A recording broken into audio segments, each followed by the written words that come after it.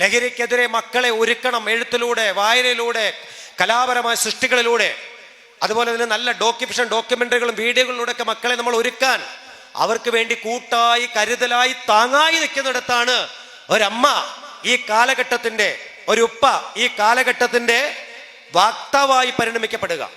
അവിടെയാണ് mobile phone ഉപയോഗിക്കാം, പക്ഷേ സാധ്യതകളെ കണ്ടെത്താൻ മൊബൈൽ ഫോൺ ഉപയോഗിക്കുന്നിടത്താണ് ഒരു മാതാവ് വിജയിക്കപ്പെടുക.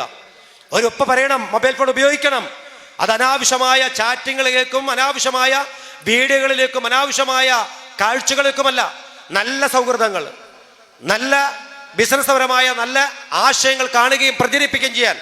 അതേപോലെ നിന്റെ കുഞ്ഞു പദസമ്പത്തുകളെ ഒരു നല്ല ഇടത്തിരുന്നു കൊണ്ട്, ഒരു പൂന്തോപ്പിലിരുന്നു കൊണ്ട് മനോഹരമായ ആശയങ്ങളെ, നല്ല പദസമ്പത്തുകളെ പ്രസംഗ ശൈലിയിലൂടെ പൊതുസമൂഹത്തിലേക്ക് എത്തിച്ച് അത് മറ്റു പലരും ഷെയർ ചെയ്ത് നാളെ പറയാണ് ആ നബീസയുടെ മോള് കണ്ടിട്ടില്ലേ ലഹരിക്കെതിരെ സംസാരിച്ച ആ പ്രസംഗം, വല്ലാതെ മനസ്സ് തൊട്ടി, വല്ലാതെ മനസ്സിലൊന്ന് ആഘോഷമാക്കി, എന്ത് മിടുക്കിയായിട്ടാണ് സംസാരിച്ചത്, നല്ല വായിക്കണ കുട്ടിയല്ലേ എന്നൊക്കെ പറയാൻ പ്രാപ്തനാക്കാൻ നിങ്ങൾക്ക് കഴിഞ്ഞാൽ, ഒരുപക്ഷെ വേദികളിലേക്ക് മറ്റു മനുഷ്യനെ മാനസാന്തരപ്പെടുത്താൻ നിങ്ങളുടെ മകന് മകൾക്കായാൽ അതിൻ്റെ ഗുണഫലം ഒരമ്മയ്ക്കും അച്ഛനും മാത്രം നിക്ഷിപ്തമാണ്.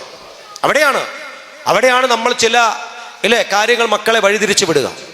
അപ്പം അതുകൊണ്ട് അത്തരത്തിലുള്ള ചിന്തകൾ ഉണ്ടാക്കാൻ, മക്കളെ പ്രാപ്തരാക്കാൻ നിങ്ങൾക്ക് ഓരോരുത്തർക്കും സാധിക്കട്ടെ എന്നുകൂടിയാണ് ഈ അവസരത്തിൽ എനിക്ക് പറയാനുള്ളത്. അതുകൊണ്ട് കുഞ്ഞുങ്ങളെല്ലാം ഒരു കാര്യം ശ്രദ്ധിച്ചോ, എൻ്റെ വാക്ക് ചുരുക്കുകയാണ്. കുഞ്ഞുങ്ങളെല്ലാം ഒരു കാര്യം ശ്രദ്ധിച്ചോളൂ, മൊബൈൽ ഫോണൊക്കെ ആവശ്യം ഉപയോഗിച്ചോളൂ, പക്ഷെ സാധ്യതകൾ ഇഷ്ടം പോലെയുണ്ട്.